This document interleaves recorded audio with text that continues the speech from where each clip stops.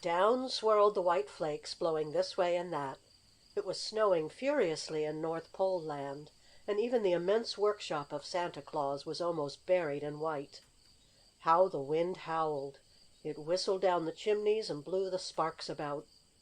"Whew, how cold it is!" cried a wax doll, who did not have any shoes on, for she was not yet quite finished. "What makes such a breeze in here?" And she shivered as she pulled up over her legs a blanket of plush cloth from which Santa Claus and his men made teddy bears. "It is cold," said a Celluloid doll, who was lying on the workbench next to the wax toy.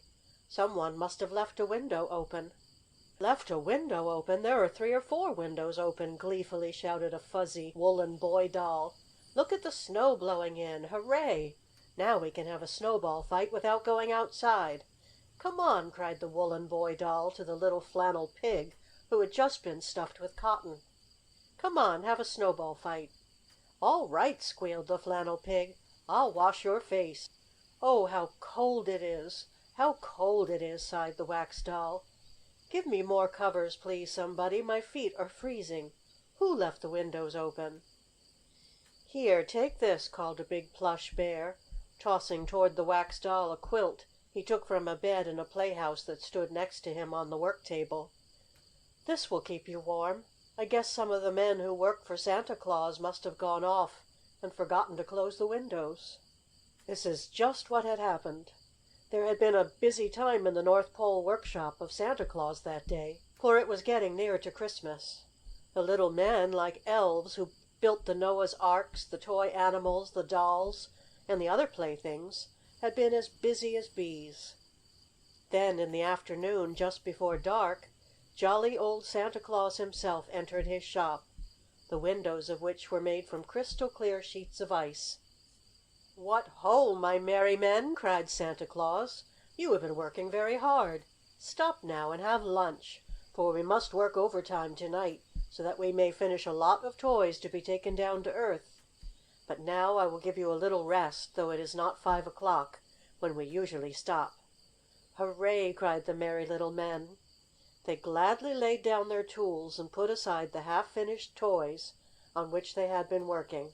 Half finished dolls, jumping jacks that could not yet leap, jacks in boxes that could not yet spring out, trains of cars that could not yet run, all these were laid aside, together with toys completely made, so that the little men might rest themselves. "Come to the lunchroom and get some hot chocolate and some frosted cake," said Santa Claus, and away trooped the jolly little men. Just who had left some of the windows open no one knew, but they were open, and when the big storm came, in blew the snowflakes. "I call this real jolly," said the big plush bear, who had given the wax doll the bed quilt to keep her feet warm. "I'd like to be out in this storm, but this is the next best thing. Hi there!" he called to the flannel pig. "Look out where you're throwing snowballs! You nearly hit the wax doll." "Oh, if he did that, my complexion would be spoiled!" cried the beautiful toy, who was not, as yet, quite finished. "I'll be careful," promised the flannel pig. "Don't you want to have fun in the snowball fight, Mr. Teddy Bear?"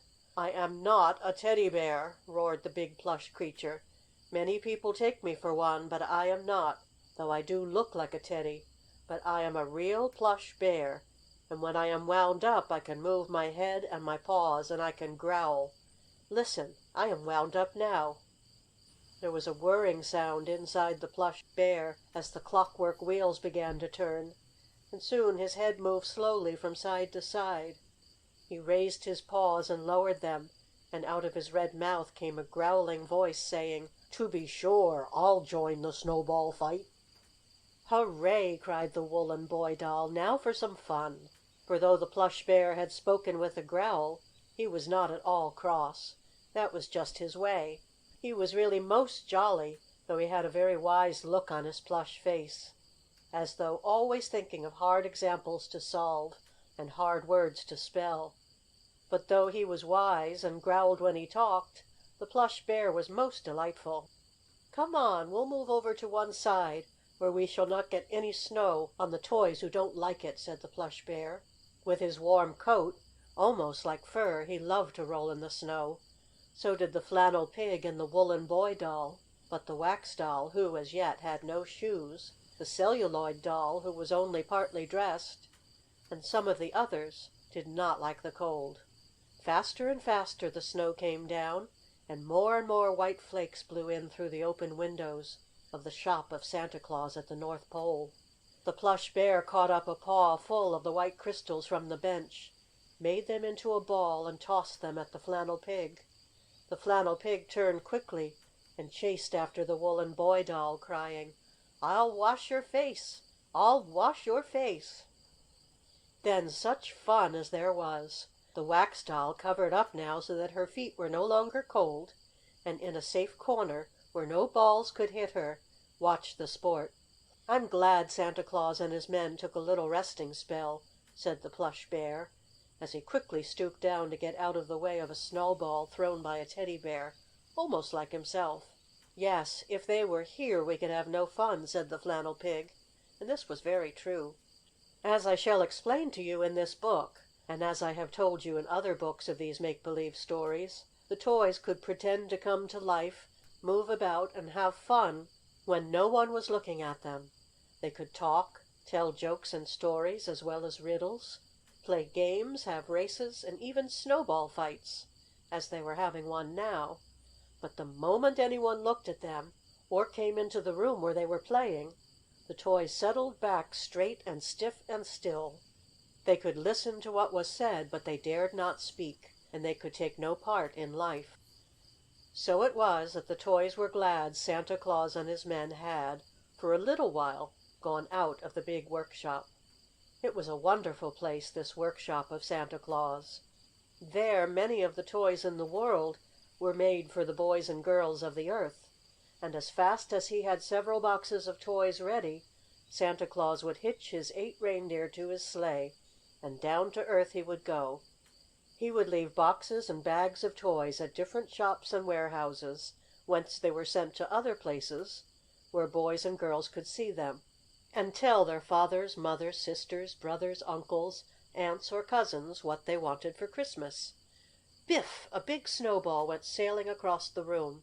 Bang! It struck the Plush Bear on his nose. "Woof! Woof!" growled the Plush Bear, but he was not at all cross, and an instant later he sent another ball sailing toward the flannel pig.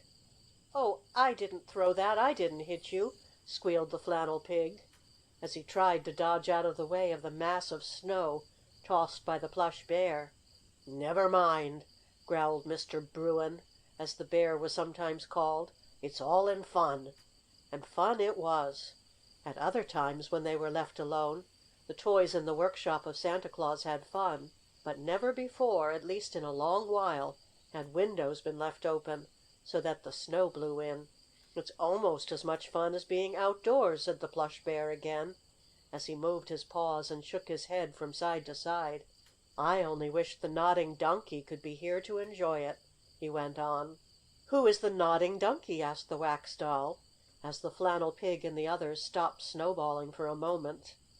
"He was a toy who was born here, and who lived here for some time before he was taken down to earth," answered the Plush Bear. "He could nod his head, and he did not have to be wound up with a key, as I have to be. I liked the Nodding Donkey very much, but he and the China Cat have both gone away. However, I suppose that is the way of things up here.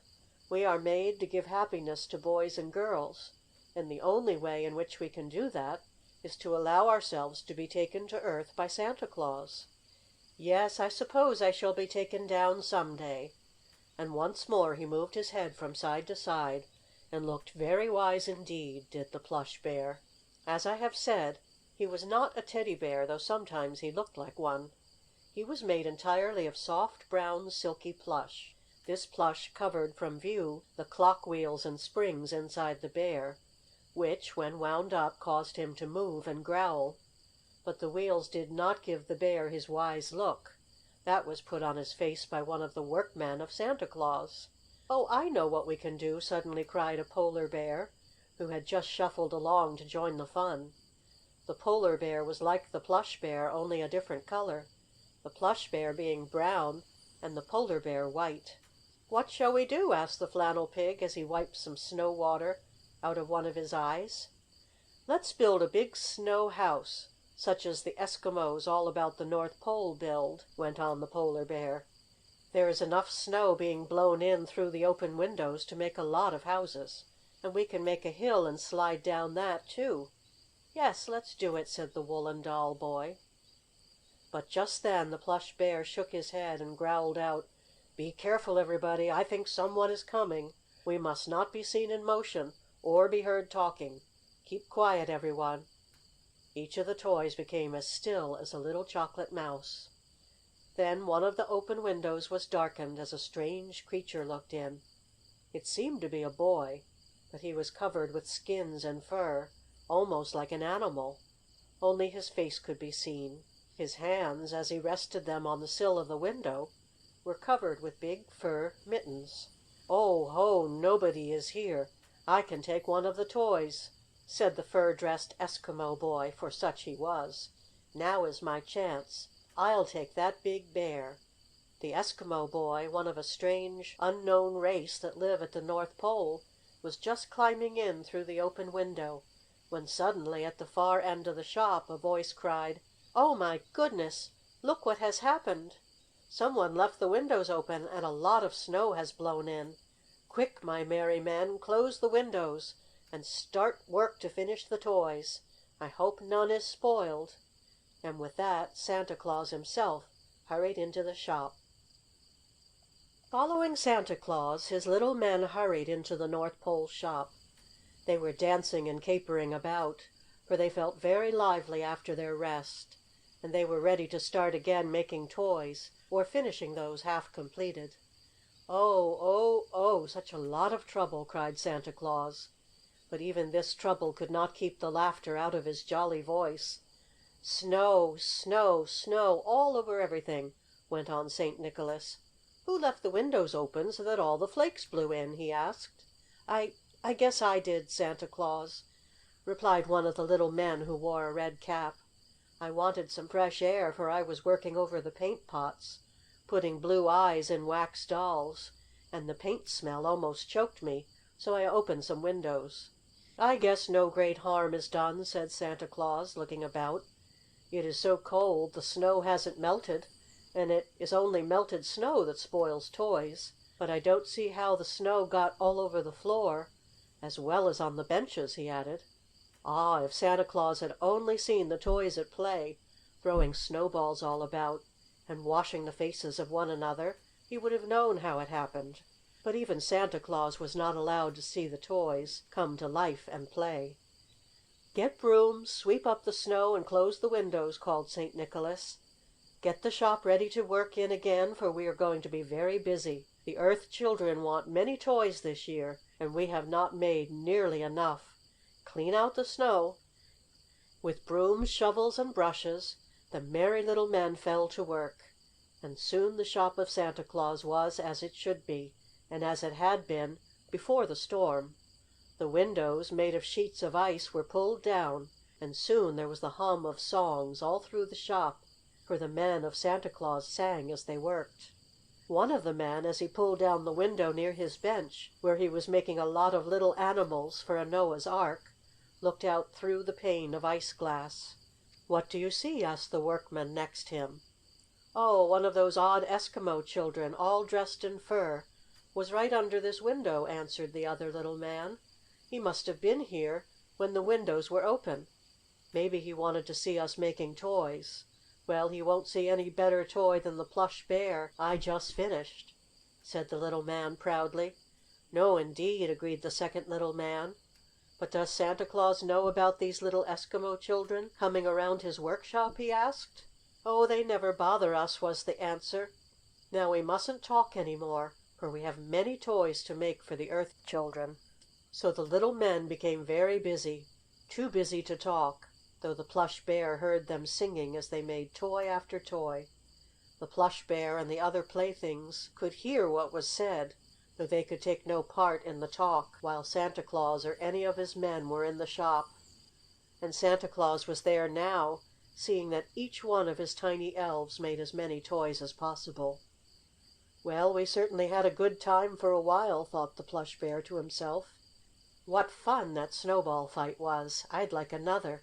I didn't feel a bit cold." And no wonder! His coat of silk plush was as warm as the fur coat of a real bear. The plush toy was looking straight at the Polar Bear, and the big white fellow seemed to be blinking his eyes at the other bear. All through the great North Pole workshop of Santa Claus the little men were busy, singing over their tasks. But they could not work all night and all day as well, so at last there came an hour when Santa Claus rang a bell and said: "Now, my merry men, it is time for you to go to bed. Be up early in the morning to make more toys. Good night, everybody." With that he went out, buttoning his fur coat about him, and the workmen, after putting away their tools, followed. Santa Claus and his men slept in snow castles not far from the workshop. It was almost dark in the toy shop now. Outside the northern lights glowed faintly, and inside only a little candle was left gleaming, its beams reflected in some shiny gold stars that were to go on the tops of Christmas trees later on. "Hello, everybody!" softly called the voice of the flannel pig as he peered out from the roof of a toy doghouse, where he had been put by one of the workmen. "Now we can have some more fun." "We must be sure every one is gone," said the Plush Bear, as he began to swing his head from side to side, for he had been wound up, and now the wheels and springs inside him were beginning to move. "Oh, every one is gone," said the Wax Doll, "and this time they will stay away all night. Now we can have our usual fun." "Is there any snow left?" asked the Polar Bear. "I should like to wash the face of the Plush Bear." "And I'd wash yours, too," laughed the Plush Bear. "But the little men swept out all the snow and closed the windows. There isn't so much as an icicle left." "Too bad!" sighed the Polar Bear. "Well, we'll have fun some other way. Let's see, what shall we do? Have any of you ever seen me turn somersaults?" he asked, after a moment's pause. "No, can you do it?" asked the Plush Bear. "You should see me," boasted the big white bear. "I don't believe anywhere in North Pole Land you will find a better somersault turner than I. Watch me." The Plush Bear and the other toys leaned forward from the shelves and tables, where they sat or stood to see what would happen. If they had not been so eager to see what the Polar Bear was going to do, some of them might have noticed a small, dark figure stealing up outside the workshop of Santa Claus and stopping beneath one of the ice windows. This little figure was that of an Eskimo boy, the same little chap, all dressed in sealskin and fur, who had looked in and almost reached through the window to take out the Plush Bear when he had interrupted the toys in the midst of their snowball fight. "Ah, now is my chance!" murmured the little Eskimo boy, as he stepped softly over the snow, coming nearer and nearer to the workshop of Santa Claus. "If I can open a window I'll take out that Plush Bear, cart him off to the igloo, and have a lot of fun." The Eskimo boy lived with his father and mother in a house made of blocks of snow and ice. This house was called an igloo, and it takes its name from the house built by the seals in the far north. The Eskimos build their houses the same shape as the houses made in the ice by the seals. If you cut an orange or an apple in half and put the flat side down on a table, you will see exactly how an Eskimo igloo is shaped. "Oh, if I can only get the Plush Bear!" thought the Eskimo boy, as he stepped softly nearer and nearer to the workshop of Santa Claus. It was not very dark in North Pole Land just then. Though the sun had gone down and the long winter had set in, still there were the northern lights, which glowed and flickered in the sky, and made enough of a gleam for the Eskimo boy to see his way over the snow. The snow, too, helped to make it less dark.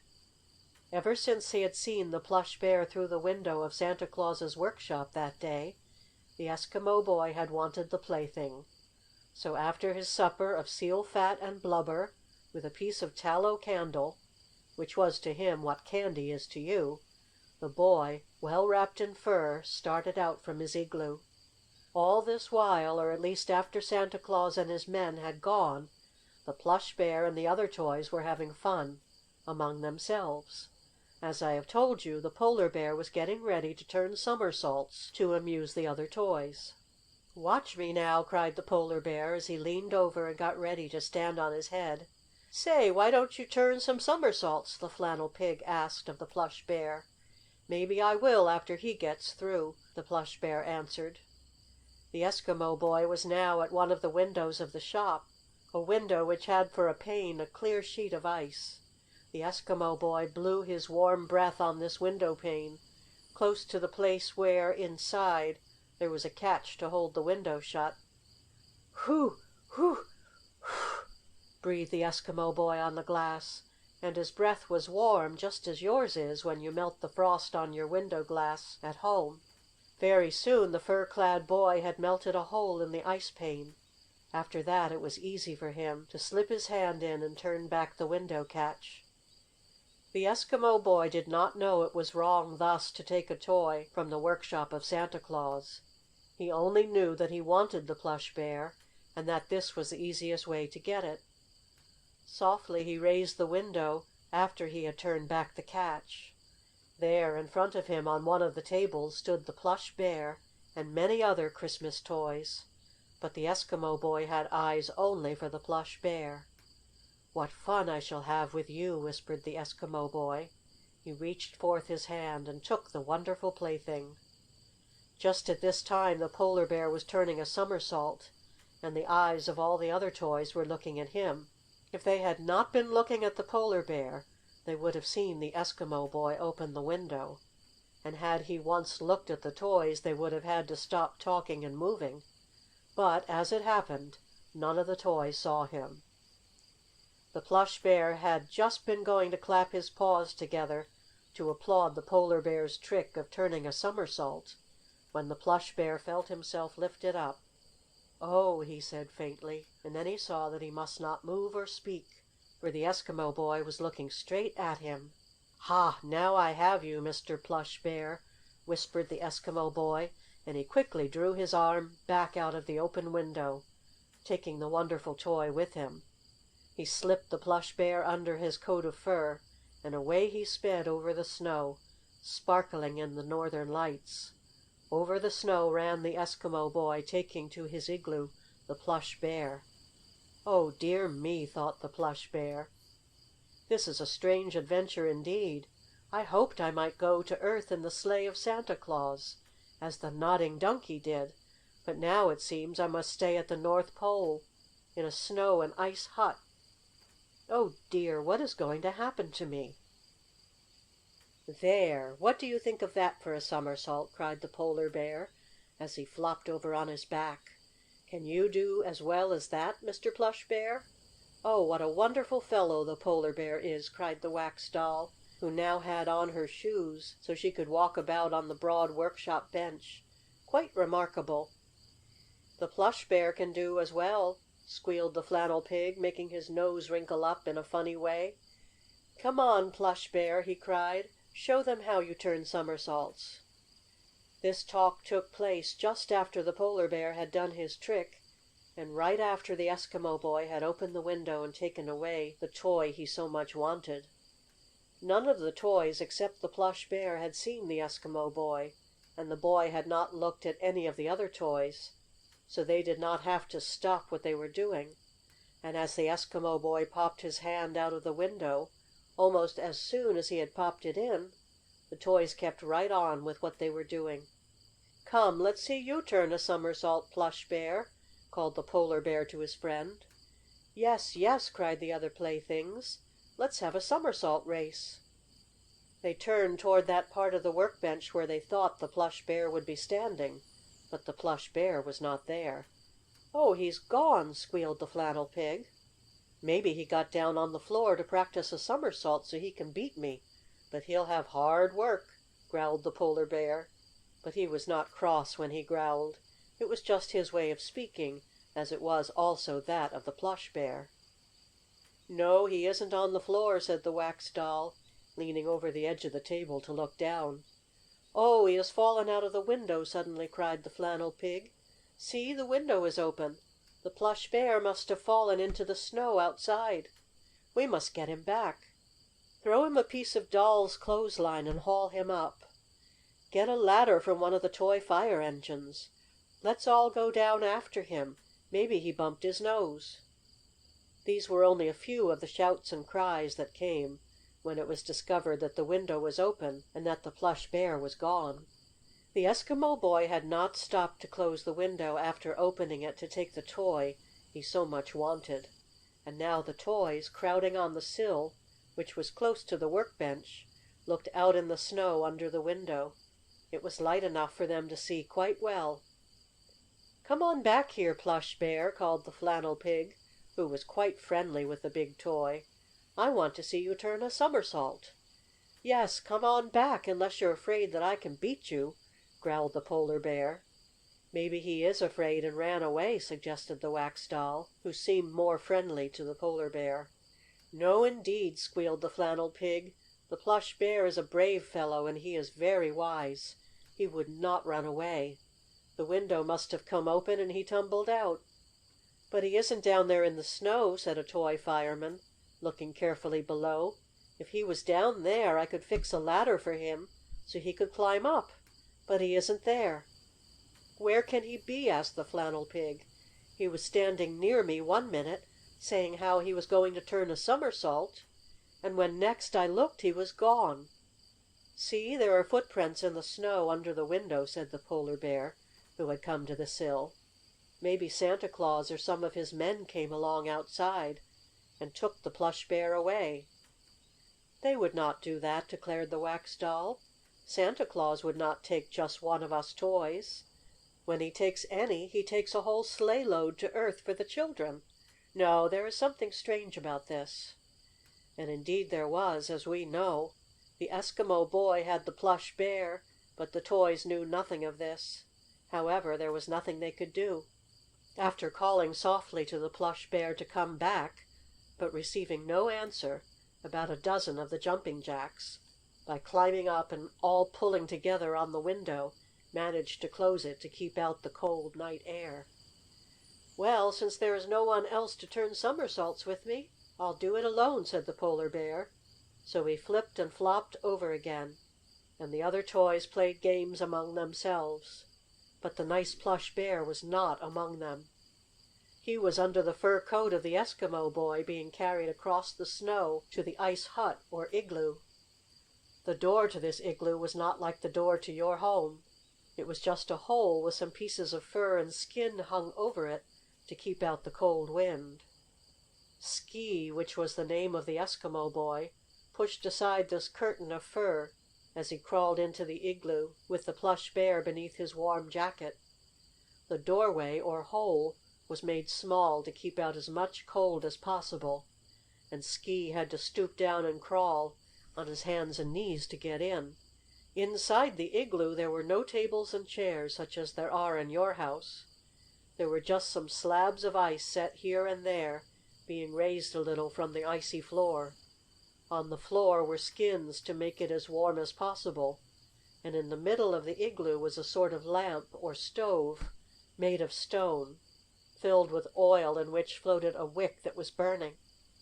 This lamp stove was all the Eskimos had to heat and cook with, but as they wore their fur coats all winter long, never taking them off, they did not catch cold.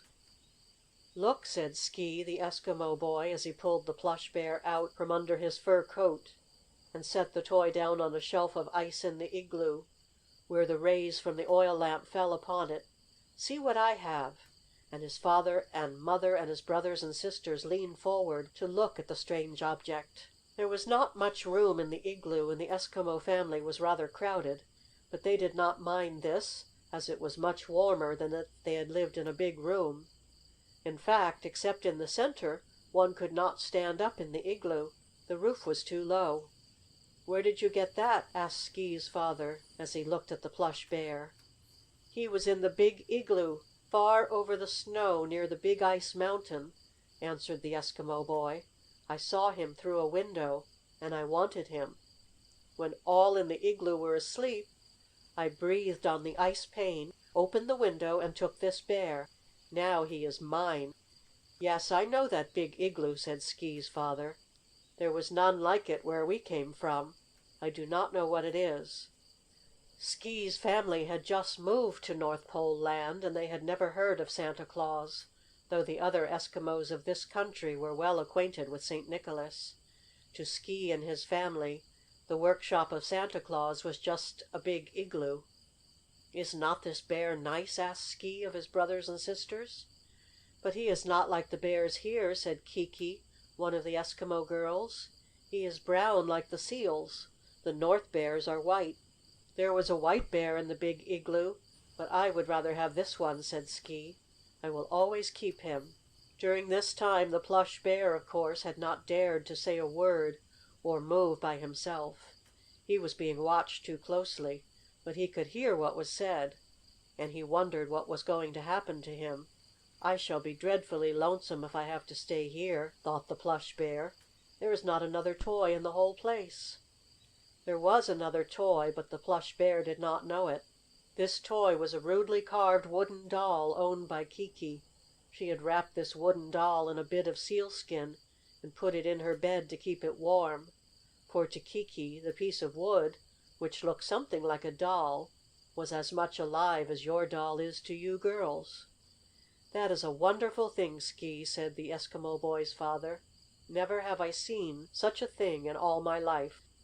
Skee's father leaned forward and touched the Plush Bear, and he happened to touch the very spring that set the toy animal in motion.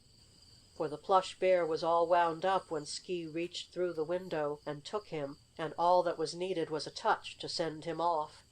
Immediately the Plush Bear began to move his head from side to side. Growls came out of his red mouth, and his paws waved to and fro. He behaved almost like a small live bear. "Wow!" cried Skee, leaping back when he saw the Plush Bear beginning to move. "Wow!" cried Skee's father, mother, and sisters and brothers, and they too leaped back. "Grr! Grr!" growled the Plush Bear, and he moved his paws and head faster than ever. He was not doing this himself, you understand. He was not making believe come to life. He was only doing as all the other spring toys do, moving when the wheels within him moved. "Wow!" cried Skee's father again. "This is magic! This bear is bewitched! It will bring us bad luck! It must not stay in my igloo!" "Oh, please let me keep it!" begged Skee, as his father caught up the Plush Bear. "No, no! It would be dangerous! It would bring us bad luck! There is a witch in that bear!" murmured Skee's mother. "Never have I seen such a thing," went on Skee's father in awe and wonder. "We must not keep it. If we allowed it to stay in this igloo we should freeze. I should never catch any seals, and our blubber fat would become so hard we could not eat it. I must take this magic bear that moves back to the big igloo." So, though Skee begged his father to be allowed to keep the toy, the Eskimo man thrust the bear under his fur coat and crawled out of the igloo into the glow of the Northern Lights. "I must take it back to the big igloo," murmured Skee's father. "Then will the bad magic pass away." You see, he did not know, never having seen such a toy before, and never having heard of machinery. Skee's father did not know what a delightful toy the Plush Bear was. All he thought of was bad luck and magic. Quickly Skee's father hitched his team of dogs to the long, low wooden sled. Crack went the long whip over their heads, but the Eskimo man did not let the lash fall on the animals. Over the snow and ice they drew the sled, on which Skee's father sat well wrapped in fur blankets. Nearer they came to the workshop of Santa Claus, the big igloo, as Skee had called it. "I will leave the magic bear that moves beneath one of the windows," murmured Skee's father. "Then will the bad luck pass from us." He guided his dog team up under the very window out of which Skee had taken the bear, for the man could see Skee's footprints in the snow. "There, now I am done with you," whispered Skee's father, as he dropped the Plush Bear in the snow and turned his dog team around to go back to his igloo. As for the Plush Bear, his head moved, he growled, and his paws waved to and fro as long as the spring was wound up. But when it ran down, as it did in a little while, he was motionless.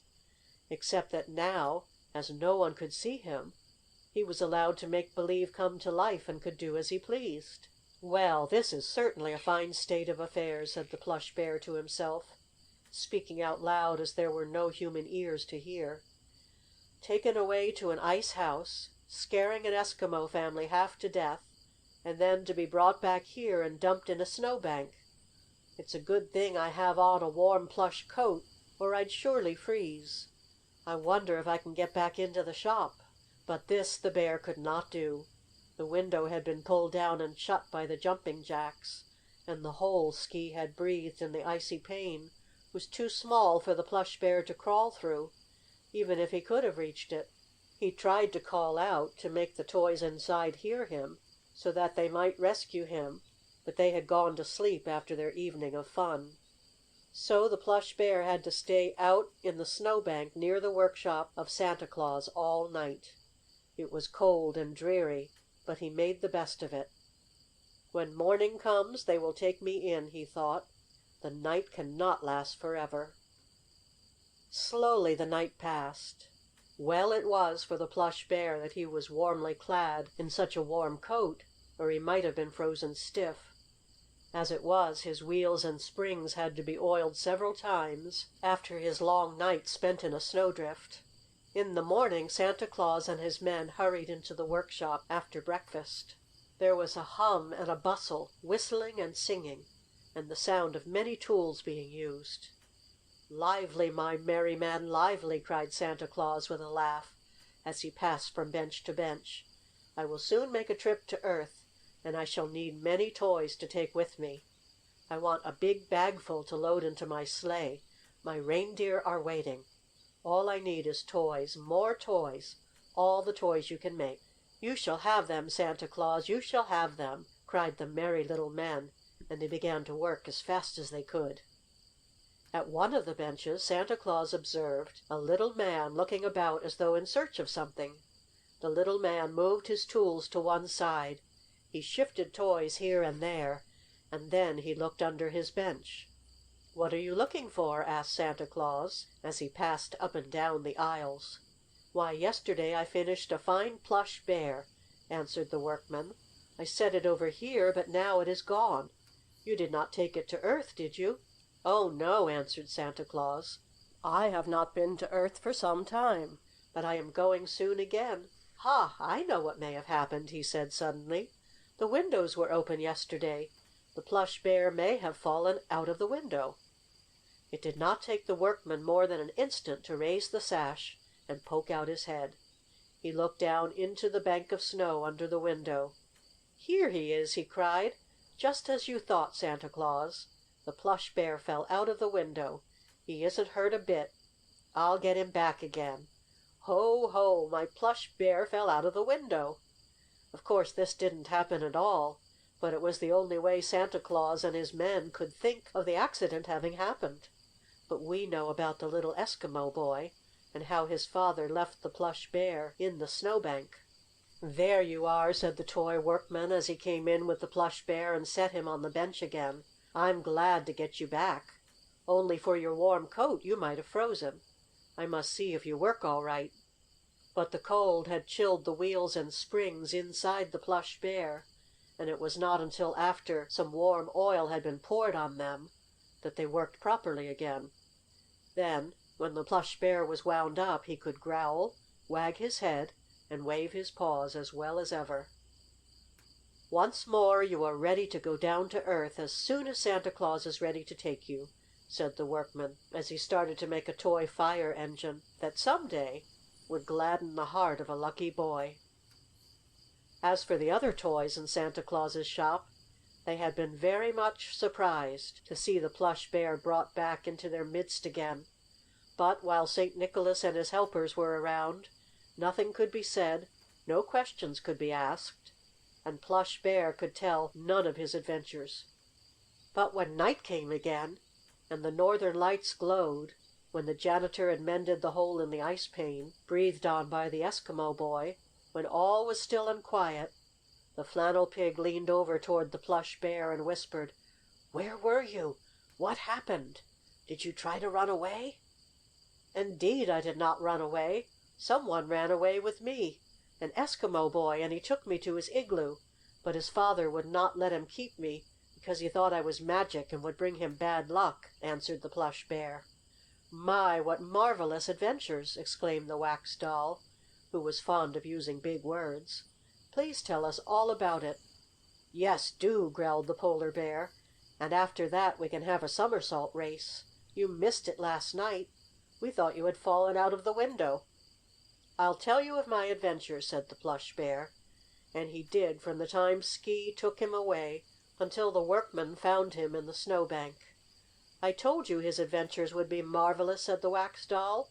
"Nothing as strange will happen to you when you are taken to Earth, Mr. Plush Bear.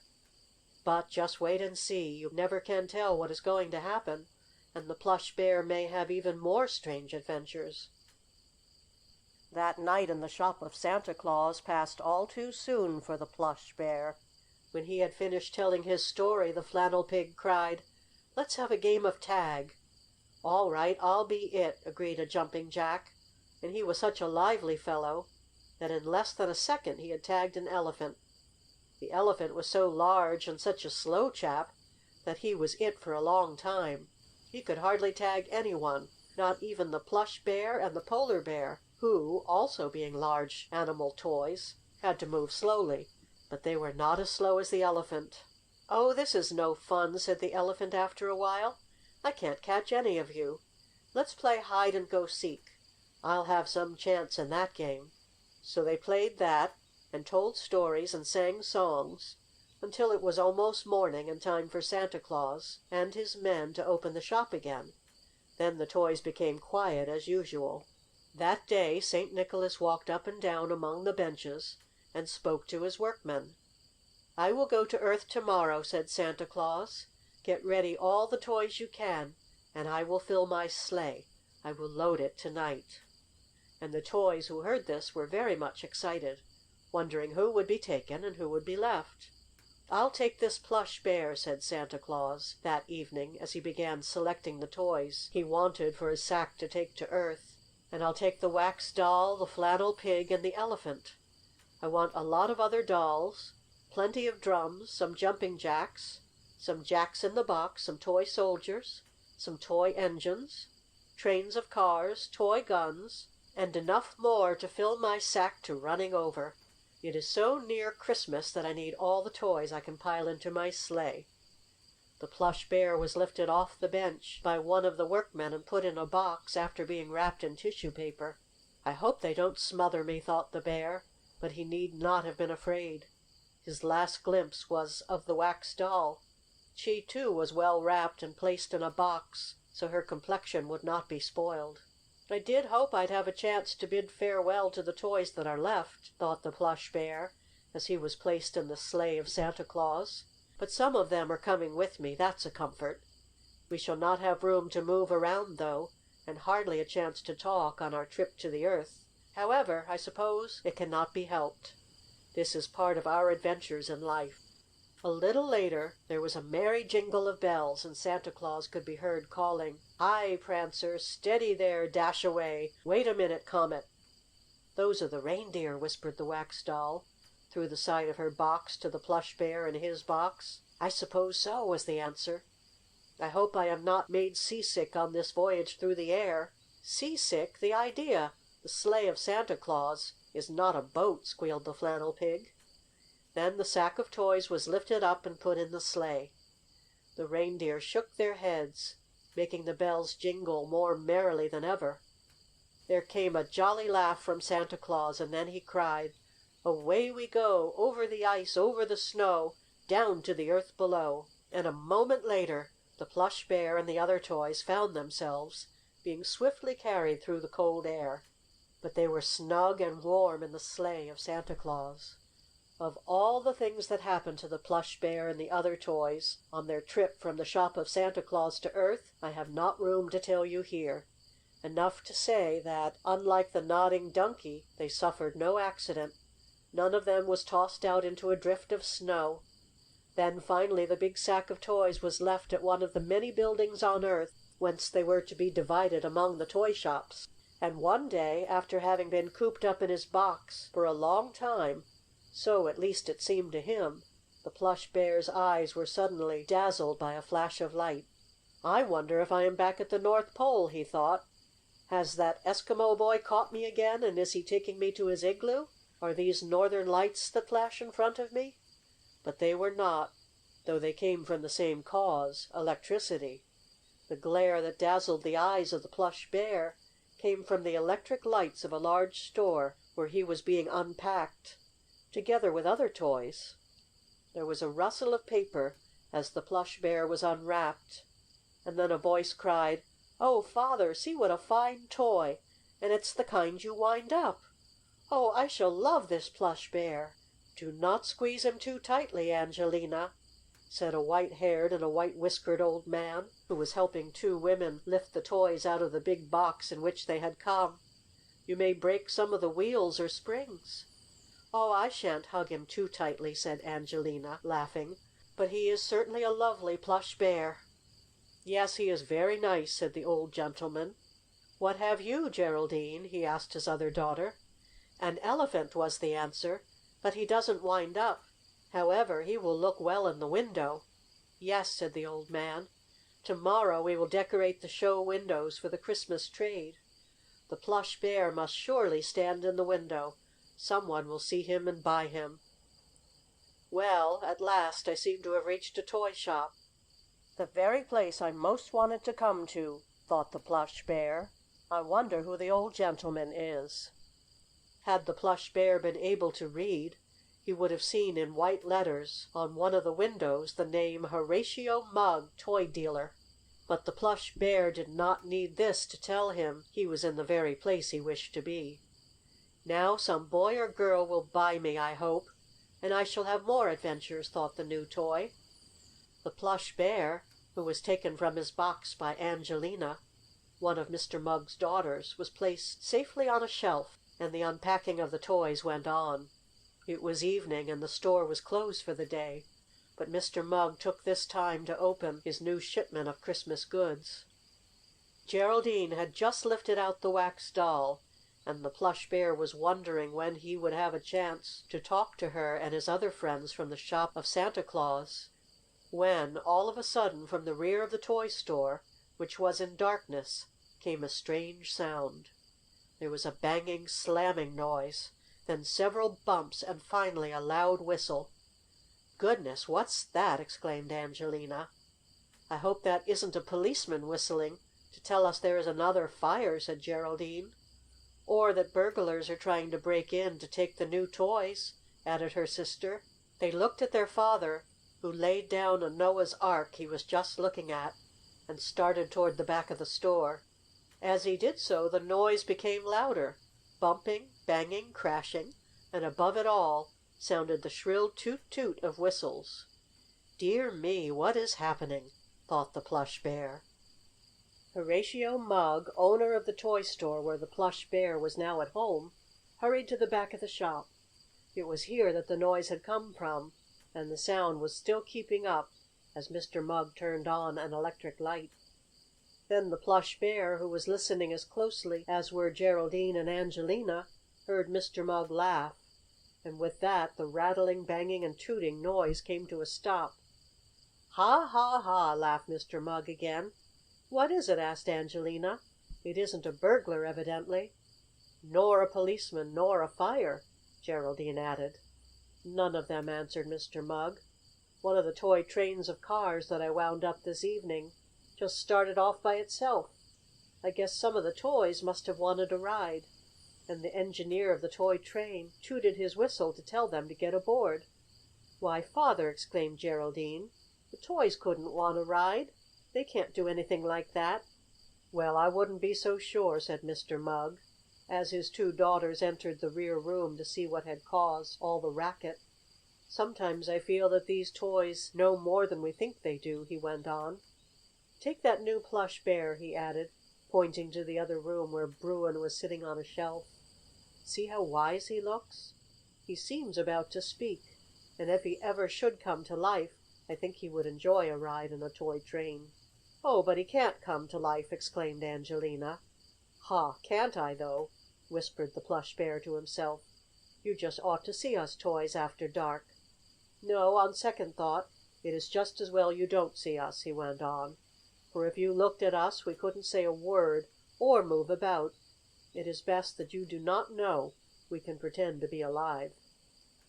Angelina and Geraldine looked at the toy train which had caused the excitement. It was a new engine and cars that had been unpacked that evening by their father. Mr. Mugg had wound up the spring in the engine, which was very much like a real one, with a bell, whistle, and even an iron engineer in the cab. The toy train, all wound up and ready to go, had been left on the floor in a rear room. Then, when Mr. Mugg and his daughters were unpacking the Plush Bear and other toys, the little train in some manner had started off by itself, had run along the floor, banging into the walls, bumping over other toys, and with the whistle going toot, toot, toot. "What started it?" asked Angelina, when the train had been put in a safe place. "Oh, I think the spring began to unwind of itself," answered Mr. Mugg. "Or our walking around may have jarred the engine and started it off. At any rate, no harm is done, and now we must finish unpacking the toys." The toy dealer and his two daughters were soon busy over the large packing box, and the Plush Bear and his friends from the workshop of Santa Claus looked on, well pleased to be out of the box. "This is ever so much a nicer place than the igloo of Ski, the Eskimo boy," thought the Plush Bear. "I would not want to be up in that bleak North Pole land, unless I were with Santa Claus, and of course one cannot stay long in his workshop. I think I shall have much more fun here. There is so much light and happiness." It was nearly midnight when Mr. Mugg and his daughters finished unpacking the toys. All about the floor wrapping paper and the covers of boxes were scattered. The toys, as they were taken out of the case, had been set on shelves about the room. "This will be enough for tonight," said the toy dealer after a while. "We will leave things as they are, now that we have all the toys unpacked. Tomorrow I will put some in the show window, and the boys and girls will come to buy them." "Be sure and put the Plush Bear in the window," said Angelina. "I know he'll be one of the first to go. He is so cute, and he can do so many things when he is wound up. He shakes his head and moves his paws." "He is a good toy," said Mr. Mugg, and a little later the toy shop was in darkness, except for one light that was left burning all night. "Oh, ho!" thought the Plush Bear, when he saw Mr. Mugg and his daughters leave. "Now is our chance. Now we can come to life." He turned his head to one side and spoke to the Wax Doll. "How do you like it here?" asked the Plush Bear. "Oh, very much," the doll answered. "As soon as we get to know the other toys I'm sure we shall like it." "We are glad to welcome you here," said a Jumping Jack, who had been in Mr. Mugg's store for a long time. "Make yourselves at home. After a bit we shall have some fun. You just came from North Pole Land, didn't you?" "Yes," answered the Plush Bear, "but we like it here very much. Come, Miss Wax Doll," he went on, "allow me the pleasure of taking you for a walk through the shop." The Wax Doll and the Plush Bear got down off the shelf where they had been put, and began to move about. Some of the other new toys did the same, while about them crowded the playthings that had been on the shelves and the counters for some days. "Take a look through the store," suggested the older Jumping Jack to the Plush Bear, "and then come back and we'll have some fun." The Plush Bear and the Wax Doll, who took hold of his paw, moved along through the different rooms of the toy store. Everywhere they went they were made welcome by the playthings that had been in stock for some time. The old toys were glad to welcome the new ones. Suddenly the Plush Bear and the Wax Doll found themselves in a strange place. All about were shining tools, pots of glue, pieces of wood, strips of cloth, glass eyes, wooden arms and legs, odd ears, noses, tails, and heads. "Oh, what a queer place!" cried the Wax Doll. "I don't like it here. What is it?" "I hardly know," answered the Plush Bear. "This is the repair department," said the Jumping Jack, who had followed the two new toys. "It is here that Mr. Mugg mends the toys that get broken in the store, or toys that get broken when the boys and girls play with them. We had a fire here not long ago, and the place is rather upset, but don't mind that. It is almost in order again, but there are always things scattered about in this repair department. If ever you lose an eye or an ear, Mr. Plush Bear, just come in here, and Mr. Mugg will make you a new one," said the Jumping Jack. "That's a comfort," answered the Plush Bear, laughing. "So you have had a fire here. I thought the place smelled rather smoky." "It's just the way I smelled after I climbed up the string too near the gas jet and burned my trousers," said a voice that seemed to come from one of the shelves in the repair room. "Who is that?" whispered the Wax Doll. "The Calico Clown," answered the Jumping Jack. "He came here to have a new cap put on him." "That's right," said the Clown, and he made a polite bow to the Plush Bear and the Wax Doll. "Sidney, the boy who owns me, was playing circus with me. His brother, who owns the Monkey on a Stick, was trying to make me jump over the Monkey, when my cap caught on the stick and was ripped off. So they brought me here to have Mr. Mugg make me a new one." "But did you hear how I burned my trousers?" asked the Calico Clown. "I never did, having just arrived here," said the Plush Bear. "Oh, you should hear that story!" cried the Clown. "It was quite funny in a way, though I did not think so at the time. In fact, there has been a book made about it, and about some of my other adventures. I must tell you of them." "I should be delighted to hear them," said the Wax Doll, who seemed to have taken quite a liking to the Calico Clown. "Baa! Baa!" suddenly called a voice from another shelf. "I have had adventures also. After you finish telling about how you burned your trousers, Mr. Clown, I'll tell how I was once down in a coal hole." "Who is that?" asked the Plush Bear, in a low tone of the Jumping Jack. "That is a Lamb on Wheels," was the answer. "How comes it that you are here, Miss Lamb?" the Jack answered. "I didn't hear that you had had an accident." "Oh, yes, but not a very bad one," bleated the Lamb. "One of my wheels came off when Mirabell, the little girl who owns me, let me fall. Her brother Arnold, who has a bold tin soldier and his men, tried to fix me, but his father brought me here for Mr. Mugg to operate on. I shall be well again in a few days and go back home." "But who are the visitors?" asked the Lamb. "Oh, excuse me," said the Jumping Jack. "Let me introduce Mr. Plush Bear and Miss Wax Doll from North Pole Land." And the Bear and Doll made polite bows, as did the Lamb on Wheels and the Calico Clown. Then the toys talked together and had a good time among themselves, until morning came, when they had to go back to their places and become quiet. As soon as the door was opened for business, Mr. Mugg and his daughters began arranging the playthings. The Plush Bear was put in the show window, with the Wax Doll and some of the other new gifts. It was the first time in his life that he had been in such a place, and you may be sure the Plush Bear looked about him with eagerness.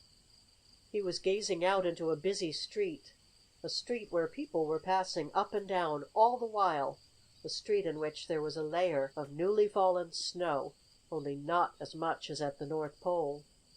"I wonder if Santa Claus is here," thought the Plush Bear, but he could not speak aloud, because so many eyes, those of the passers-by in the street and the customers in the store, were watching.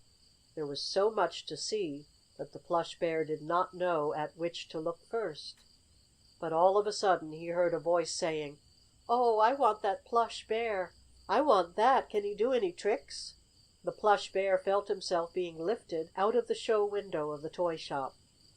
The springs inside him were wound up by Mr. Mugg, and when he was set down on a showcase near the window, the Bear began to move his head and paws, and from his red mouth came a make-believe growl. "Oh, I want him! I want him!" the eager voice went on, and the Plush Bear was caught up by a fat boy, the very fattest and jolliest boy that the toy had ever seen. "I want this Plush Bear for my very own!" cried the fat boy. "He is the best toy I ever saw." "Don't squeeze the Bear so hard, Arthur," said a lady who was with the fat boy. "You may break the toy before I have paid for him." "The Plush Bear is strong and well made, Mrs. Rose," said Mr. Mugg. "He is one of the newest of the Christmas toys, and I only put him in the show window this morning." "And I saw him when I was walking along!" exclaimed Arthur Rowe, the jolly fat boy. "As soon as I saw him I knew I'd like him. Oh, Mother, hear him growl! And see him wave his paws!" Indeed, the Plush Bear was doing all his tricks, for he had been wound up by Mr. Mugg for that very purpose. There he sat on the top of the glass showcase, growling away, make believe, of course, and waving his paws like a real bear.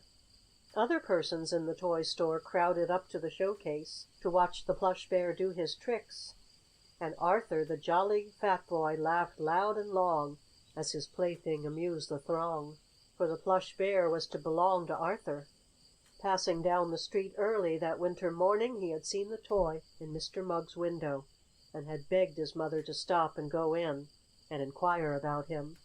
"Wrap him up, Mr. Mugg, please," said Arthur, when the spring was all unwound and the wheels inside the Plush Bear no longer moved his paws and head and caused him to growl. "Wrap him up and I'll take him home. I guess Dick and Arnold and Herbert and Sidney will wish they had a toy like this." The Plush Bear again felt himself being lifted up by Mr. Mugg, who put him in tissue paper and then in the same box in which the bear had traveled to Earth from the shop of Santa Claus. "Goodbye, Wax Doll! Goodbye, Jumping Jack, Elephant, and all my friends," said the Plush Bear to himself as the tissue paper covered his eyes and shut out the sight of the other toys in the store. "Goodbye! I don't know when I shall see you again." Of course the Plush Bear dared not say this out loud, for he was being watched, and he dared not move of his own accord for the same reason. He felt a little sad at leaving all his toy friends, but he liked the looks of the fat boy, and Arthur seemed like one who would make a kind master. "Oh, what fun I'll have with my Plush Bear!" said the fat boy, as he walked out of the toy store with his mother. "I'll invite Dick over with his White Rocking Horse, Arnold with his Bold Tin Soldiers, Herbert with his Monkey on a Stick, and Sidney with his Calico Clown. We'll have a lot of fun." "I thought you said Sidney's Calico Clown was broken," remarked Mrs. Rowe, as she and Arthur got into their automobile. "Only the clown's cap was torn off when they were playing circus the other day," said Arthur. "Mirabell's Lamb on Wheels was broken, too, and I guess they're both in Mr. Muggs's toy shop being fixed." "Indeed they are there," thought the Plush Bear, who could hear all that was said through the tissue paper and his box. "I was talking to the Lamb and the Clown only last night. Well, it will not be so bad if I can see them once in a while. I should also like to meet the Wax Doll again, and the Elephant. I hope nice fat boys get them for presents." Though it was cold outside of Mr. Muggs's store, the Plush Bear did not feel it. In the first place he had on his own warm coat, which was almost like fur. Then he was wrapped in paper, and he was in a box, and he was inside the nice automobile, so he was even more comfortable than he had been at the North Pole, and ever so much more cozy than when he was in the igloo of Ski, the Eskimo boy. "Look, Nettie, look what I have!" cried Arthur, the fat boy, as he ran into the house as soon as the auto stopped. "I have a bear that growls." Nettie, his little sister, who was running to meet her brother, carrying in her arms a rag doll, stopped when Arthur began to open the bundle he had carried from Mr. Muggs's store. "I don't like growly bears!" she exclaimed. "Oh, this bear is nice. He's a Plush Bear," Arthur said. "He wobbles his head and he jiggles his paws, and he growls, but it's only a make-believe growl. Look at my new bear, Nettie." Arthur quickly took the wrappings from the Plush Bear and wound up the spring as Mr. Mugg had shown him. Then, when the bear was set down on the floor, the toy began to wave his paws, to shake his head from side to side, and from his red mouth came several growls. "Oh! Oh!" exclaimed Nettie, who had knelt down beside her brother to look at the bear. "I don't like him when he growls." "Oh, he won't hurt you, Nettie," laughed the fat boy, Arthur. "See, he's waving his paw to you, and he only growls like your rubber doll squeaks. My Plush Bear is nice, Nettie." And when the little girl found that the bear did no harm, but only growled in a make-believe jolly fashion, she decided to make friends with him. She sat down on the floor close beside him, and when the clockwork inside the toy had run down, and the bear was still, Nettie took him up in her arms and loved him. "Isn't he nice?" asked Arthur. "Yes, pretty nice," agreed Nettie. "But he isn't as nice as my rag doll." "Well, girls like dolls and boys like plush bears. That's the best way, I guess," said Arthur. Then he and his sister played some more with the plush bear, winding him up, listening to his pretended growls, and watching him wave his paws and shake his head.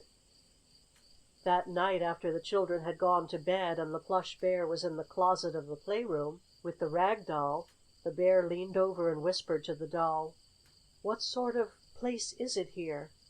"Oh, very nice," the rag doll answered. "Two better children than Nettie and Arthur you could not wish for. And every summer they go to the seashore." "The seashore? Where is that?" asked the plush bear. "Is it near the North Pole?"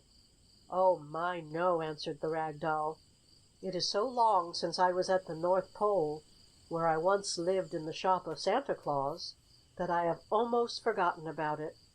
But the seashore is quite different. I have been there with Nettie for 2 summers, and now that you belong to Arthur, I suppose he will take you there. It is very jolly down on the warm sand, near the sparkling waves." "I should very much like to see it," said the plush bear. There were other toys in the closet, and they talked and had a good time together that night when Arthur and Nettie were fast asleep. And then began a happy life for the plush bear. The Christmas season came and went, and Nettie and Arthur received other toys, but none that they cared for any more than they did for the rag doll and the plush bear. During the winter days and evenings, other boys and girls came over to play with Arthur and Nettie, bringing their toys.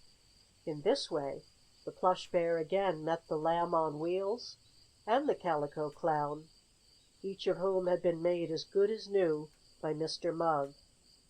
At last the warm days of summer came, and the Rowe family started in a train for the seashore. Nettie had her rag doll, and Arthur carried his plush bear. The children had seats near the window in the train, and Arthur held his bear up to look out. It was a warm day, and the window was open. "Be careful, Arthur," called his mother. "Don't put your head out." "I won't," the fat boy promised. But he did hold his plush bear part way out of the window. "I want to let him see things," said Arthur.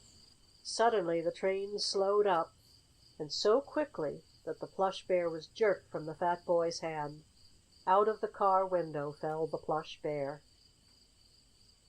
Down, down, down, out of the window of the moving train fell the plush bear. He heard Arthur cry as his toy was jerked from his hands, and the toy had a strange feeling inside him as he turned over and over in his plunge. "Talk about somersaults," thought Mr. Bruin as he sailed downward. "The polar bear should see me now. I wonder what is going to happen to me. I have turned more somersaults in a minute than he turned in a whole evening at the North Pole." "Arthur, Arthur, what is the matter?" called the fat boy's mother when she heard him cry. "Oh, Mother, my plush bear has fallen out of the window," Arthur answered. "I was showing him the sights, and the train jiggled him out of my hand. And my rag doll almost went out of my window, but I held on to her," added Nettie. "Oh, you have lost your nice new plush bear!" exclaimed Mrs. Rowe. "I wonder if we can get him back." "I fancy so," said Mr. Rowe, who was taking his family to the seashore. "Your train is going to stop at this station, and I can run back and pick up Arthur's toy." The fat boy felt better when he heard his father say this, but still he was afraid lest perhaps his plaything might have been broken in the tumble. It was the sudden slowing of the train for the station stop that had caused Arthur to drop his plush bear. With a grinding of the brakes the cars came to a standstill, and Mr. Rowe, followed by Arthur, started for the door. Nettie also got down out of her seat. "No, dear, you had better stay with me," her mother said. "Daddy will get the plush bear back if it can be found." "Where do you suppose he is?" asked the little girl. And now we must find that out ourselves. Down, down, down, turning somersault after somersault, the plush bear fell. Arthur had held the toy up to the window just as the train was crossing a high bridge, beneath which ran a street. The railroad tracks were on an embankment, and in the street below trees were growing.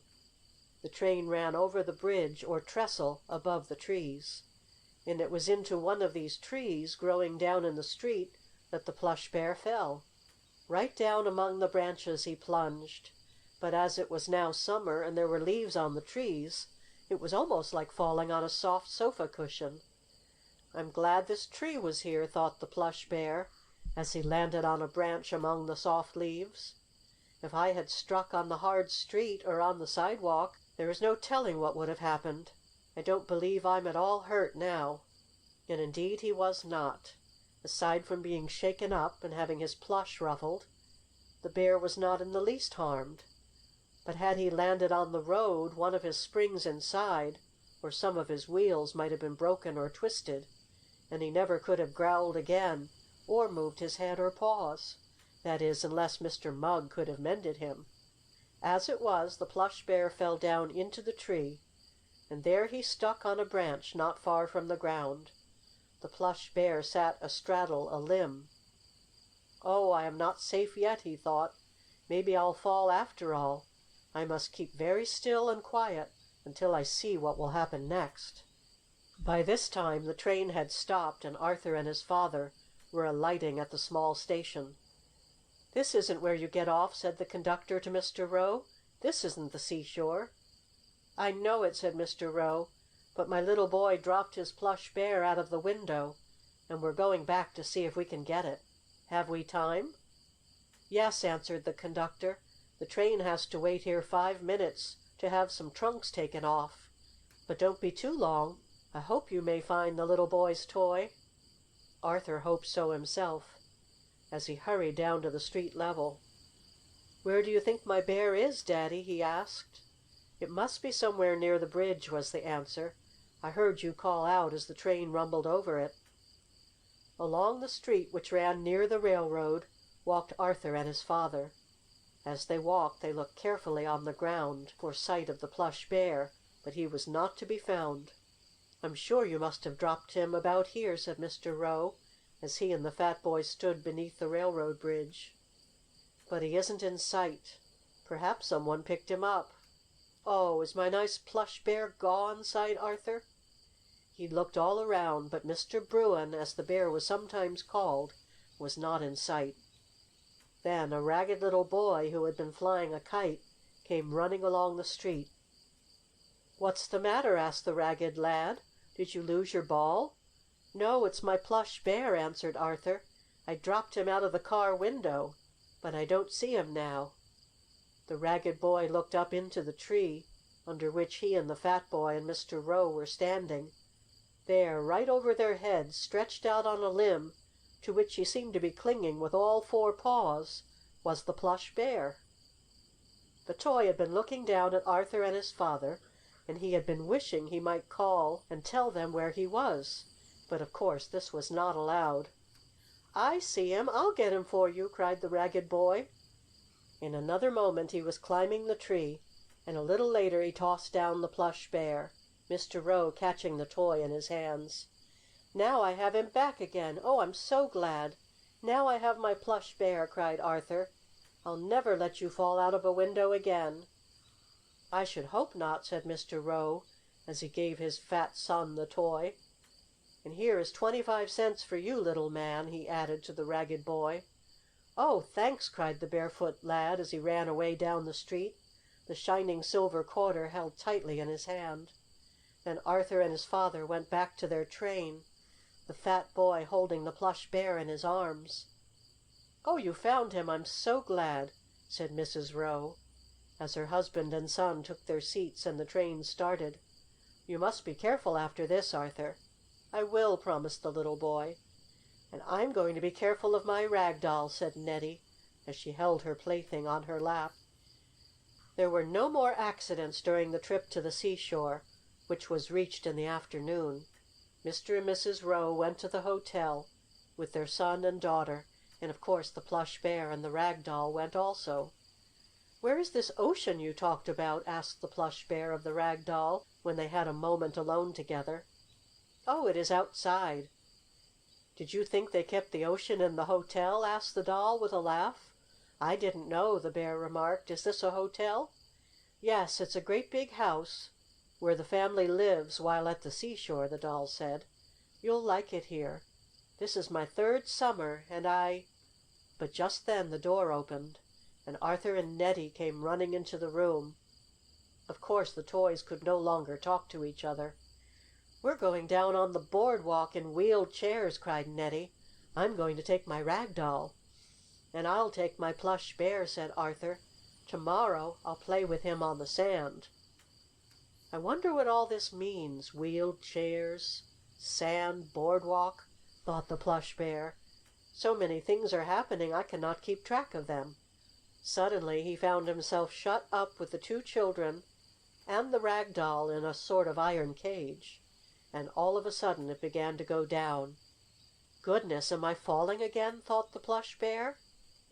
He looked at the Rag Doll, but she did not seem to be startled. And then he heard Nettie say: "Don't you like to go down in an elevator, Arthur?" "Yes, it's lots of fun," answered the fat boy. "Oh, it seems I am in an elevator," thought the Plush Bear. "Something else new." He soon grew used to the motion, and a little later he and Arthur, with Nettie and her doll, were seated in a big chair on wheels. At the same time Arthur leaned forward with a cry of alarm, for he saw his Plush Bear had slipped, as it had slipped from him and out of the car window the day before. "Here it is, little man," went on the chair pusher, as he picked up the Plush Bear and handed him back to Arthur. "Oh, thank you!" exclaimed Arthur, while Nettie, who had seen what almost had happened, held her Rag Doll tighter in her arms. "I'm not going to drop Polinda, not ever!" declared Nettie. Polinda was the name of her doll. When Nettie first received the toy she had wanted to call the doll Polly, but the little girl next door said Lucinda would be a better name. So Nettie mixed up both names and called her doll Paulinda, which is a very good name, I think. With his Plush Bear safe in his arms once more, Arthur leaned back in his rolling chair. He and Nettie smiled at the lady and gentleman in the chair that had almost run over Mr. Bruin. And then the two chairs were pushed on by the men rolling them. Just behind Arthur and his sister, in another chair, were Mr. and Mrs. Rowe, but they had been so busy looking at the sights along the boardwalk they had not seen how nearly there was an accident. "Is your bear all right?" asked Nettie of her brother as they were wheeled along. "I mean, will his head nod?" "His head doesn't exactly nod," replied Arthur. "I guess you're thinking of Joe's Nodding Donkey, but my bear wags his head." "Maybe he won't now, after all that happened," suggested Nettie. "Oh, I guess he will," said Arthur, "but I'll wind him up and see." He turned the key that wound up the spring, and as soon as it was tight enough, the Plush Bear began to move his paws, shake his head from side to side, and growl in a gentle voice, just as Santa Claus had intended he should do. "He's all right," said Arthur. "Thank goodness for that!" exclaimed the Plush Bear to himself. "One never knows what may happen when one falls out of a car window and then from a wheeled chair to the boardwalk. I might have got a lot of slivers in me, or have loosened a wheel. I'm glad I'm all right." After an hour spent on the boardwalk, seeing the many sights and looking at the waves of the ocean rolling up on the sandy beach, Arthur and his sister, with their father and mother, went back to their hotel. Evening was coming on, and it was time for supper, or dinner, as it is called in fashionable seaside hotels, for the principal meal is served in the evening instead of at noon. "I wish we could go down and play on the sand," said Nettie, as she and her brother got out of the wheeled chair. "My Rag Doll wants to go barefoot on the beach." "And I think my Plush Bear would like it too," said Arthur. "You may go down and play in the sand all day tomorrow," promised their mother. "Oh, won't we have fun!" cried Nettie. "Maybe my Rag Doll can learn to swim." "Well, swimming won't hurt her," said Arthur. "But I'm not going to let my Plush Bear get in the water. I'm going to make a sand cave for him to live in." "Well, it seems I am to have some fun," thought the toy, as he was taken up in the elevator. The Plush Bear did not like the elevator very much. It gave him a queer feeling among his wheels and spring, and his grunter, by means of which he growled, seemed to be turning over and over. But this did not last long, and while Arthur and Nettie, with their parents, were at dinner in the hotel, the Bear and the Doll had a chance to talk. "How do you like it at this fashionable seaside hotel?" asked the Bear. "Quite well," answered the Doll, lifting her eyebrows the way she had seen some ladies doing in the hotel parlor as she was carried in. "I wish Nettie would put a different dress on me, though," the Doll added. "It is fashionable to dress here in the evening, but she has left my old clothes on." "Old clothes are best," growled the Bear. "You feel more comfortable in them. I don't need any, I'm glad to say, not even at the cold North Pole. But say, Rag Doll, now we're alone, let's do something." "I know what we can do!" the Rag Doll exclaimed. "All my life I have wanted to play with the glistening things in a hotel bathroom. I want to work the shower and turn the shiny handles. There are ever so many more than we have at home. Come on into the bathroom and let's turn every handle we see." "All right," agreed the Plush Bear. "That'll be fun." And there was no telling what mischief he and the Rag Doll might have got into, only just then in came Nettie and Arthur, having finished dinner. "I'm going to play with my Plush Bear!" cried the fat boy. "And I'm going to get my Rag Doll to sleep," said Nettie.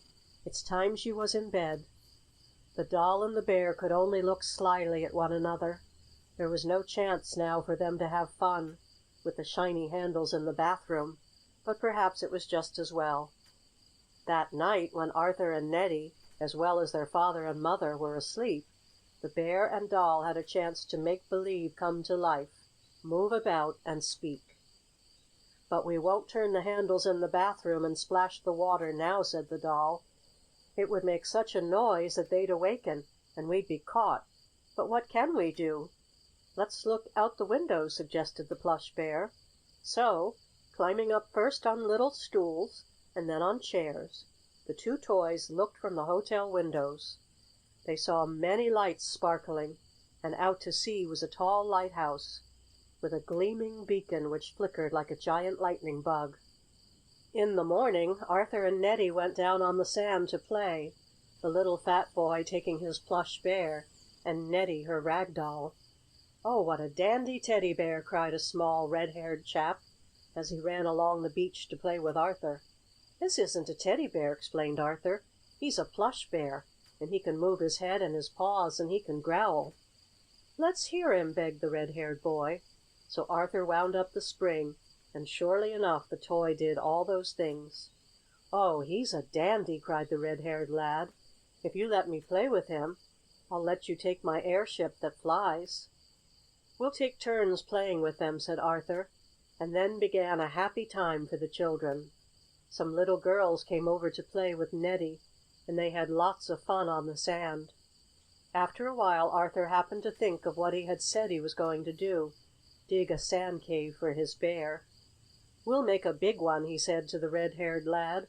"We'll dig a big hole." "With clamshells!" cried the other lad, and putting aside the Plush Bear and the airship, the two little friends began to make a large hole in the sand. When it was finished the Plush Bear was put down in it, and some sticks were stuck up in front. "We'll make believe the sticks are the bars of his cage," said Arthur. "We'll pretend he's a circus bear." "Oh, yes," agreed the red-haired boy. "That's lots of fun."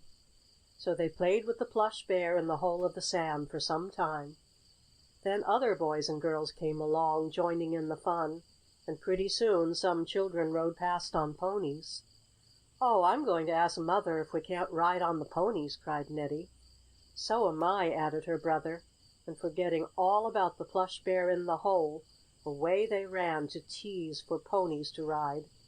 Mrs. Rowe was sitting on the sand, not far from where the children had been playing. "Yes, Arthur and Nettie, you may ride the pony," she said. "I'll take you down and tell the man to put you on." And in the excitement of the pony ride, Arthur forgot all about his Plush Bear in the sand cave. The toy was left there all alone, and he did not know what to think. "I wonder if I dare knock down those sticks they call bars and climb out," thought the toy. "I don't believe anyone is looking." He was just going to do this when along the beach dashed one of the ponies with a little girl on his back. The pony stepped close to the hole where the Plush Bear was, and in another instant the sand caved in, covering Mr. Bruin from sight. Sand ran down into the eyes of the Plush Bear. Grains of sand tickled his plush toes. Some even got in his plush mouth that he opened when he gave his growls.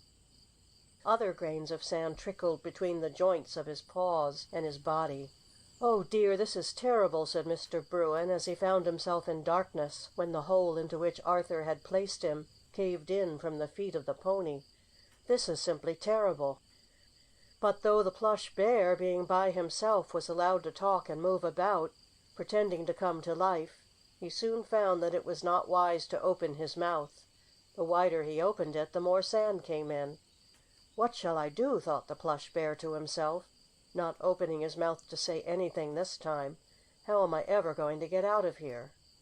Well might he ask himself that, for the sand was so closely packed in about him that he could hardly move. Even though the spring inside him was wound up, the Plush Bear could not turn his head nor wave his paws. As for growling, he knew better than to try that. "Well, something must be done," thought the Plush Bear. "If I stay in this sand hole too long, I'll smother. I wonder why Arthur doesn't come and take me out.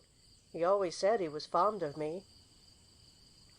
But Arthur, the fat boy, was just then having a glorious ride on a pony, and Nettie, his sister, was also having a ride. For the time being the children had forgotten about their toys. Nettie had left her rag doll, and Arthur his Plush Bear, but the rag doll was not buried in the sand. Up and down along the sand rode the children on the backs of the beach ponies. But at last Mrs. Rowe decided that Nettie and Arthur had had fun enough, so she helped them get out of the little saddles. "Get your playthings and come to the hotel. We must dress for dinner," she said. "Where is your rag doll, Nettie? And your Plush Bear, Arthur?" "I left my rag doll on the sand," answered Nettie. "I'll get her." "And I left my Plush Bear. Oh, I left him in the sand circus cage, where I was playing he was a wild bear," cried Arthur.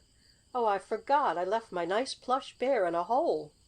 "You'd better get him out as soon as you can," said his mother. The children remembered the spot where they had been playing on the sand before they took the pony rides. Nettie ran back there and soon found her rag doll. "But where's my Plush Bear?" asked Arthur anxiously, looking up and down the beach. "I made a hole here, right by Nettie's doll, and I put sticks in the hole, like bars in a circus cage, and I left my Plush Bear in the hole." "Are you sure this is the place?" asked Mrs. Rowe, as she, too, looked searchingly up and down the sand. She did not want Arthur to lose his toy. "It was right here," declared the fat boy. "I don't see any hole," went on Mrs. Rowe. Of course she did not know that the pony had scattered the sand, filling up the little cave Arthur had made. "Oh, where is my Plush Bear?" cried the little fat boy, and he was almost ready to cry. His mother and Nettie helped him look. So did other children, wandering up and down the beach, but there was no sign of the toy. Then a coast guard, one of the men who march up and down the sands, keeping watch for shipwrecks, came along the boardwalk. "Have you lost something?" asked the guard, as he came down the steps from the boardwalk to the beach. "We lost a bear," said Arthur. "A bear!" cried the guard in surprise. "A bear?" "My little boy means a Plush Bear," explained Mrs. Rowe, and then she told what had happened. "Oh, a toy buried in the sand," said the guard, laughing. "Well, that's too bad. Right around here, was it? Well, I happened to be passing this afternoon, and I noticed just about the spot where the children were sitting on the sand. I didn't see the Plush Bear, but I know the children were digging, and it wasn't at this spot. It was nearer the ocean. Over here it was," the guard went on, moving away from the place where Arthur had been sure he had made the cave for the toy. "You see, we coast guards get in the habit of noticing things, and remembering where they are," he added. You were looking in the wrong place. I fancy your bear must have been covered up in some way. I'll dig here." With a stick the guard began digging, and in a little while he uncovered the Plush Bear. "Oh, there he is! There he is!" cried Arthur, as he saw his toy again. "Oh, thank you for finding him for me!" And he took his plaything from the hands of the Coast Guard. "Yes, that's what I say. Thanks a whole lot of times," murmured the Plush Bear to himself, as once more he was able to breathe. "This was the most terrible adventure I ever had." But the Plush Bear was to have one even worse, as you shall soon hear. "You must be more careful of your toys, Arthur," said his mother, as, having thanked the man, she and her children went back to the hotel. "I'll never put him in a sand hole again," promised the little fat boy. That night, when Arthur and Nettie were snug in their beds, and the Plush Bear and the Rag Doll were in a closet by themselves, the doll leaned over and said, "Wasn't it terrible, Mr. Bear?" "It certainly was," agreed the Plush Bear. "I'm full of grit as it is. Sand is all over me. Even though Arthur did brush me off with a little broom, I seem to squeak instead of growling as I ought to." "Oh, well, maybe you'll be better after a while," said the Rag Doll. Then she and the Plush Bear talked together in the darkness. But the bear did not feel like playing. He was too much shocked by having been buried in the sand. "Now we're going to have some fun, Plush Bear!" cried Arthur the next morning, as he took his toy from the closet. "We're going in swimming." "Swimming? Swimming?" repeated the Plush Bear to himself. "I wonder what that means."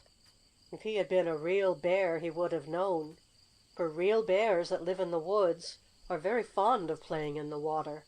But, being only a Santa Claus toy, the Plush Bear knew nothing of this. A little later Arthur and Nettie were down on the sand in their bathing suits. All along the beach were many other children, and grown folk, too, in their bathing suits. Nettie carried her Rag Doll, and Arthur had his Plush Bear. "Oh, Arthur, you aren't going to take your toy into the water with you, are you?" asked his mother. "No, ma'am," the little fat boy answered. "I'm just going to play with him on the sand till Daddy comes to teach me to swim. And I'm not going to put my bear in a hole, either." "I'm glad of that, anyhow," thought the Plush Bear, who heard all that was said. "Once in a sand hole is enough for me."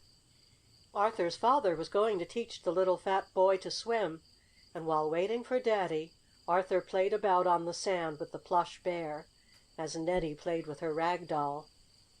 Now and then Arthur, with the Plush Bear in his arms, would wade out a little way into the water, and he would laugh and run back as the incoming tide would send a wave over his bare toes. "Be careful, Sonny," called his mother as she watched him. "The waves are getting higher and higher. I wish your father would come and give you your swimming lesson." "Oh, I'm having fun," laughed the fat boy. "My Plush Bear likes me to carry him out, but I won't let him fall in the ocean." Once more the little fat boy started to wade down the beach. Nettie had gone back to sit with her mother, and for a moment Arthur was all by himself, except, of course, he had the Plush Bear with him. "Look and see how big the ocean is, Mr. Bear," said Arthur, holding his toy up above the waves. And just then a bigger wave than any that had yet rolled up the beach broke right at Arthur's feet. In an instant the big wave had knocked the little fellow down. Arthur gave a scream, and his father, who had just arrived in his bathing suit, ran to get his little boy. Arthur had let go the Plush Bear when the wave knocked him down. Into the water fell the toy, and a moment later, when the wave washed back into the ocean, it took Mr. Bruin with it. Right out to sea the Plush Bear was washed, on the top of the big wave. "Oh, oh dear! What is going to happen to me now?" thought the poor Plush Bear. When the big wave knocked Arthur down, and the little fat boy dropped the Plush Bear into the sea, that toy expected he would at once sink to the bottom and be drowned. It was the first time he had ever fallen into the water. At the North Pole, where he had been made in the workshop of Santa Claus, it is so cold nearly all the time that all water is frozen into ice, and there is very little into which one may fall." "This is the last of me," thought the poor Plush Bear, as he felt the water closing over his head. Faintly he heard the screams of Arthur as the waves rolled the fat boy over and over on the beach. But Arthur's father quickly sprang in and picked up his little fat son, saving him. There was no one at hand just then to save the Plush Bear. "Yes, this is the last of me," thought Mr. Bruin. But to his surprise he found that after his first drop into the ocean, when the waters closed over his head, he bobbed up again and floated nicely like a piece of wood. Much of what was inside the Plush Bear was sawdust and cork, making him very light, so that, though he did not know it, he was a better floater than was Arthur. The Plush Bear had been careful not to breathe when he fell into the ocean, so he did not sniff any water up his nose. And after the first shock he did not feel bad. The water was warm, and by keeping his mouth closed, the Plush Bear did not taste any of the salt. There he was, floating on his back, his big yellow eyes staring up at the sun and the blue sky. And now, as the tide had turned and was going out, the bear was carried out to sea with it. Back on the beach there was much excitement when Arthur's father had pulled the fat boy out of the sea. But it was soon found that Arthur was all right, except that he had swallowed a little salt water.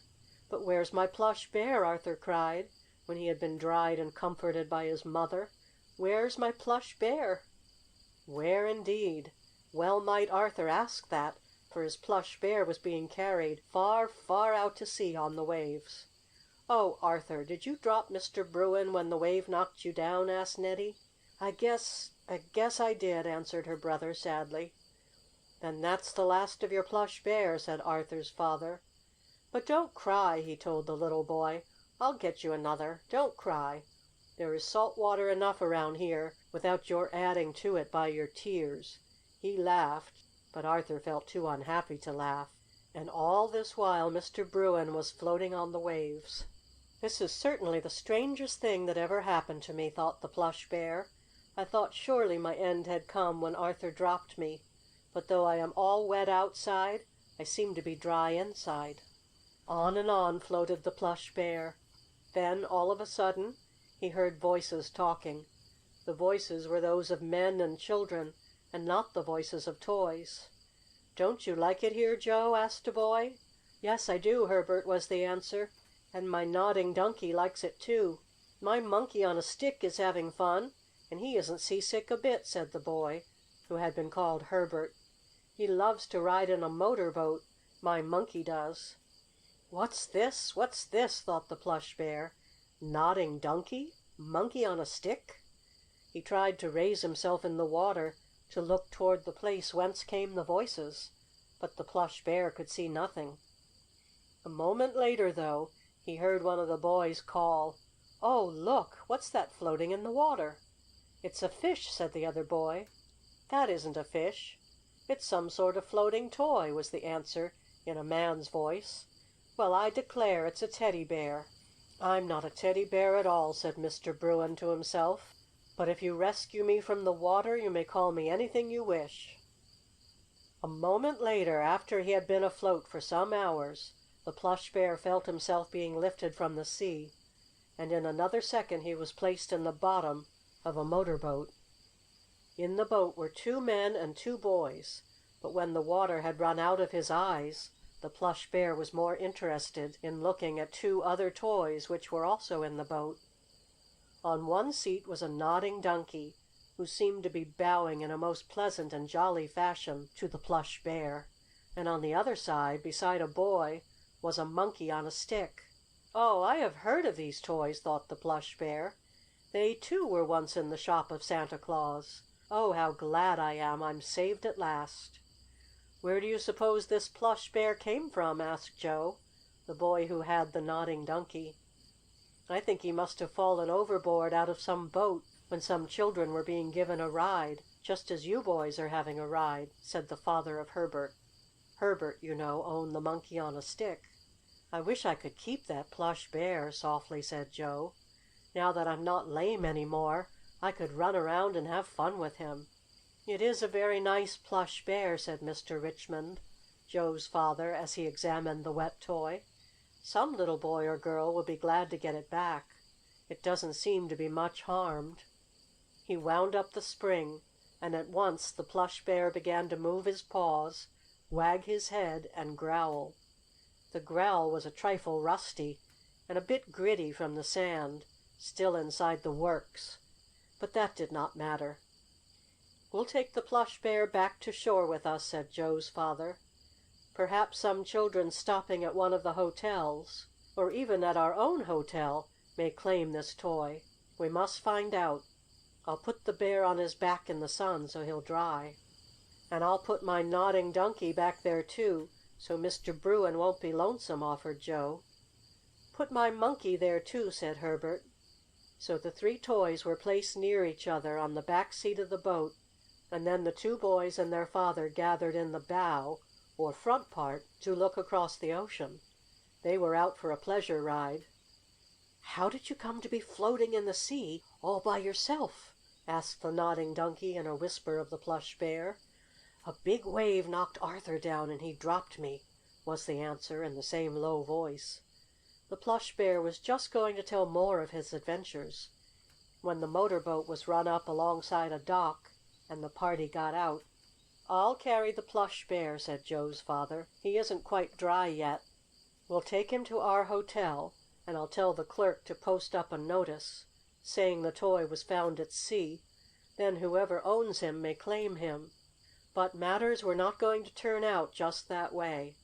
As it happened, Joe and Herbert were stopping at the same hotel where Arthur and Nettie were with their father and mother.